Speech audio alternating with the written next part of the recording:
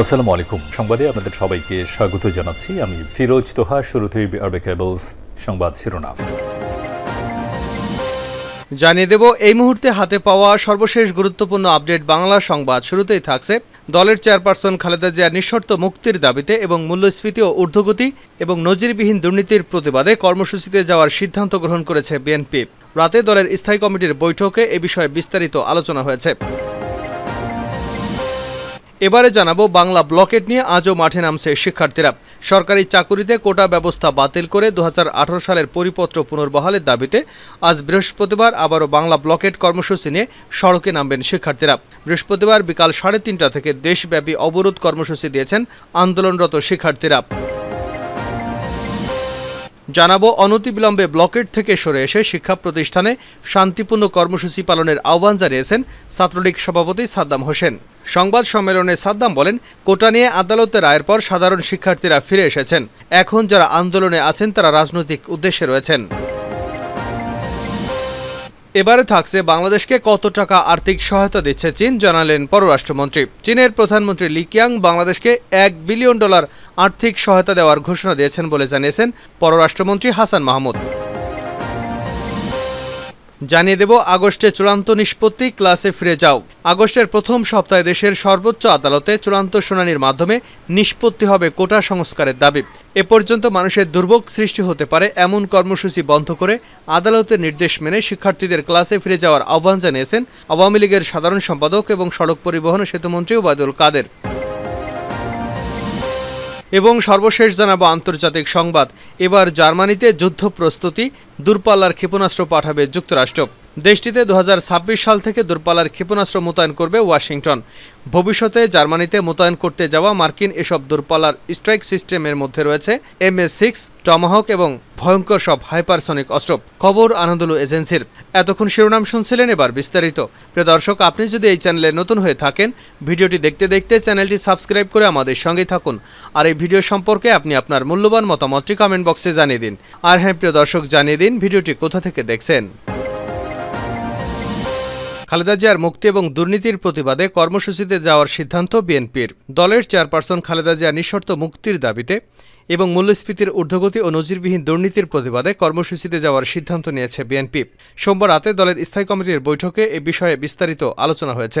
এক বিবৃতিতে জানানো হয়, এতে সভাপতিত্ব করেন বিএনপির ভারপ্রাপ্ত চেয়ারম্যান তারেক রহমান। বৈঠকে খালেদা জিয়া নিঃশর্ত মুক্তির দাবিতে অনুষ্ঠিত ঢাকাসহ সারা দেশের মহানগর জেলায় বিক্ষোভ সমাবেশগুলি সফল করায় সন্তোষ প্রকাশ করা হয় এবং তার নিঃশর্ত মুক্তির দাবিতে পরবর্তী কর্মসূচি নির্ধারণের জন্য ভারপ্রাপ্ত চেয়ারম্যান সংশ্লিষ্ট নেতৃবৃন্দের সঙ্গে আলোচনা করে সিদ্ধান্ত গ্রহণ করবেন বলে জানা গেছে। বৈঠকে বলা হয়, নিত্য প্রয়োজনীয় দ্রব্যাদির অস্বাভাবিক মূল্যবৃদ্ধি এবং মূল্যস্ফীতির ঊর্ধ্বগতি, নজিরবিহীন দুর্নীতি, দেশের ও বাইরের ব্যাংকগুলো থেকে ঢালাও ঋণ গ্রহণের ফলে ঋণ ফাঁদ সৃষ্টি হয়েছে এবং জনগণের উপরে বাড়তি চাপ সৃষ্টি হচ্ছে। বিষয়গুলিকে নিয়ে বিস্তারিত তথ্য সমৃদ্ধ প্রতিবেদন তৈরি করে জনগণের সামনে নিয়ে আসার জন্য লিফলেট বিতরণ, সমাবেশ, মিছিল ইত্যাদির মাধ্যমে জনসচেতনতা বৃদ্ধির সিদ্ধান্ত নেওয়া হয়। বৈঠকে সম্প্রতি ভারতীয় সীমান্ত রক্ষী বাহিনী কর্তৃক লালমনিরহাট ঠাকুরগাঁও সীমান্তে 2 বাংলাদেশিকে গুলি করে হত্যার তীব্র নিন্দা জানানো হয় এবং সীমান্ত হত্যা বন্ধের জন্য সরকারি কোনো উদ্যোগ না থাকায় তীব্র অসন্তোষ প্রকাশ করা হয়। নেতৃবৃন্দ মনে করেন, এই অবৈধ সরকার সীমান্ত হত্যা বন্ধ করতে ভারতের উপর প্রয়োজনীয় চাপ সৃষ্টি করতে ব্যর্থ হয়। এ ধরনের হত্যাকাণ্ড ঘটেই চলেছে। অবিলম্বে এই সীমান্ত হত্যা বন্ধ করার জন্য কার্যকরী ব্যবস্থা গ্রহণের জন্য বৈঠকের আহ্বান জানান নেতৃবৃন্দ। বাংলা ব্লকেট নিয়ে আজও মাঠে নামছে শিক্ষার্থীরা। সরকারি চাকুরিতে কোটা ব্যবস্থা বাতিল করে 2018 সালের পরিপত্র পুনর্বহালের দাবিতে আজ বৃহস্পতিবার আবারও বাংলা ব্লকেট কর্মসূচি নিয়ে সড়কে নামবেন শিক্ষার্থীরা। বৃহস্পতিবার বিকাল 3:30 থেকে দেশব্যাপী অবরোধ কর্মসূচি দিয়েছে আন্দোলনরত শিক্ষার্থীরা। বুধবার সন্ধ্যায় শাহবাগে এ ঘোষণা দেন বৈষম্য বিরোধী ছাত্র আন্দোলনের অন্যতম সংগঠক ঢাবি শিক্ষার্থী আসিফ মাহমুদ। তিনি বলেন, বিকাল 3:30 থেকে দেশের আনাচে কানাচে বাংলা ব্লকেট অব্যাহত রাখবে। দেশের গুরুত্বপূর্ণ পয়েন্টগুলোতে ব্লকেট পালিত হবে। আসিফ মাহমুদ বলেন, আমরা নির্বাহী বিভাগকে বলতে চাই, অতি দ্রুত আমাদের দাবিটি মেনে নিন এবং যৌক্তিক সমাধান দিন, যাতে করে আমরা রাজপথ ছেড়ে পড়ার টেবিলে ফিরে যেতে পারি আর জনদুর্ভোগের যেন সৃষ্টি না হয়। লাগাতার কর্মসূচির অংশ হিসেবে আজ বৈষম্য বিরোধী ছাত্র আন্দোলনের ব্যানারে ঢাকা বিশ্ববিদ্যালয় কেন্দ্রীয় গ্রন্থাগারের সামনে বিভিন্ন হলে শিক্ষার্থীরা জড়ো হয়ে বড় মিছিল নিয়ে ক্যাম্পাসের গুরুত্বপূর্ণ পয়েন্টগুলো প্রদক্ষিণ করে শাহবাগে গিয়ে শেষ করেন। পরে শাহবাগে অবরোধের জন্য প্রয়োজনীয় সংখ্যক শিক্ষার্থী অবস্থান করে সেখান থেকে আশপাশের এলাকায় কিছু কিছু শিক্ষার্থী চলে যান। ঢাকা বিশ্ববিদ্যালয় এলাকা এবং রাজধানীর অন্যান্য এলাকা সহ সারা দেশেই এই অবরোধ কর্মসূচি পালন করা হয়। পরে বিকাল 4:30টার দিকে অবরোধ ছেড়ে শাহবাগের দিকে ফিরে আসেন শিক্ষার্থীরা। 7:30টায় পরবর্তী কর্মসূচি ঘোষণা করে শাহবাগ ছাড়েন তারা। আন্দোলনকারীদের ব্লকেড থেকে সরে আসতে বলল ছাত্রলীগ। অনতিবিলম্বে ব্লকেড থেকে সরে এসে শিক্ষা প্রতিষ্ঠানে শান্তিপূর্ণ কর্মসূচি পালনের আহ্বান জানিয়েছেন ছাত্রলীগ সভাপতি সাদ্দাম হোসেন। বৃহস্পতিবার দুপুর 12:30টার দিকে সরকারি চাকুরিতে কোটা ব্যবস্থা বাতিল করে 2018 সালের পরিপত্র পুনর্বহালের দাবিতে চলমান আন্দোলনে সংবাদ সম্মেলনে এসব কথা বলেন তিনি। সংবাদ সম্মেলনে সাদ্দাম বলেন, কোটা নিয়ে আন্দোলনের রায়ের পর সাধারণ শিক্ষার্থীরা ফিরে এসেছে। এখন যারা আন্দোলনে আছে তাদের রাজনৈতিক উদ্দেশ্য রয়েছে। তিনি বলেন, কোটার যৌক্তিক সংস্কার এবং সামঞ্জস্যপূর্ণ সমাধান ছাত্রলীগও চায়। এছাড়া শান্তিপূর্ণভাবে যে কোনো সমস্যার সমাধানে বিশ্বাসী ছাত্রলীগ। সাদ্দাম হোসেন বলেন, প্রশাসনিক নিয়োগ প্রক্রিয়ার বিষয়টি বিচ্ছিন্ন কোনো আন্দোলনের মধ্য দিয়ে সুরাহা সুচিন্তিত নয়। কনস্ট্রাকটিভ পলিসির অ্যাডভোকেসির মাধ্যমে এটির সমাধান করা সম্ভব। আন্দোলনকে টেনে হিঁচড়ে এভাবে দীর্ঘায়িত করা উচিত নয় বলে মনে করেন তিনি। 2018 সালে সরকারের পরিপত্র আদালতের রায় এখনও বহাল। আইনি প্রক্রিয়ায় সমাধানের পথকে প্রশ্নবিদ্ধ করতে ভিন্ন পন্থা অবলম্বন করা ঠিক হবে না। বাংলাদেশকে কত টাকা আর্থিক সহায়তা দিচ্ছে চীন জানালেন পররাষ্ট্রমন্ত্রী। চীনের প্রধানমন্ত্রী লি কিয়াং বাংলাদেশকে $1 বিলিয়ন আর্থিক সহায়তা দেওয়ার ঘোষণা দিয়েছে বলে জানিয়েছেন পররাষ্ট্রমন্ত্রী হাসান মাহমুদ।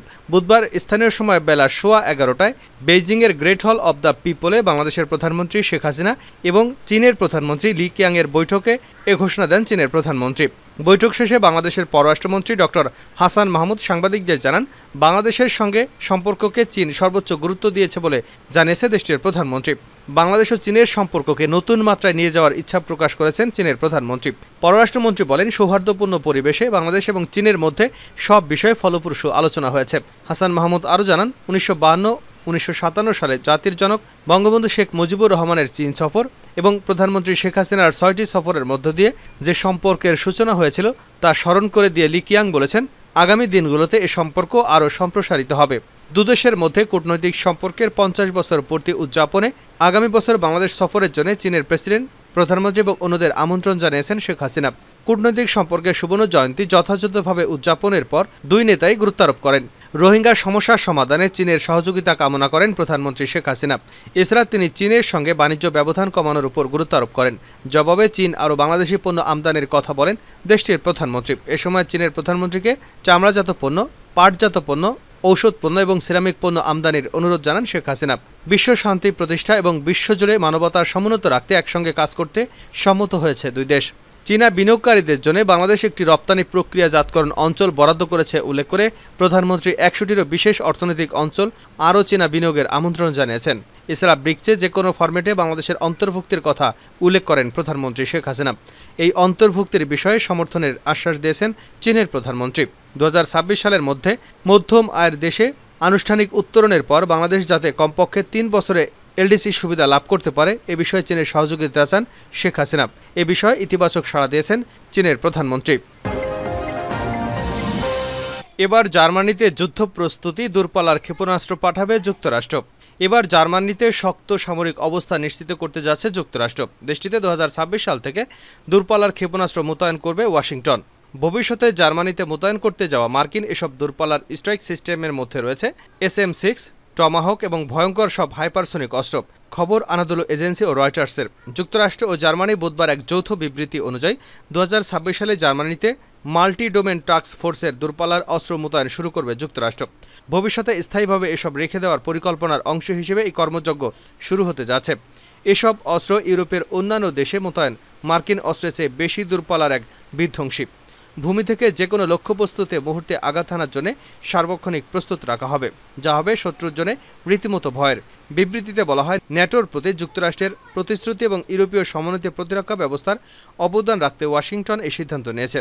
জার্মানি গুরুত্বপূর্ণ হওয়ায় আধুনিক যুগের সবচেয়ে বেশি শক্তিশালী ক্ষেপণাস্ত্র সেখানে পাঠানো হবে।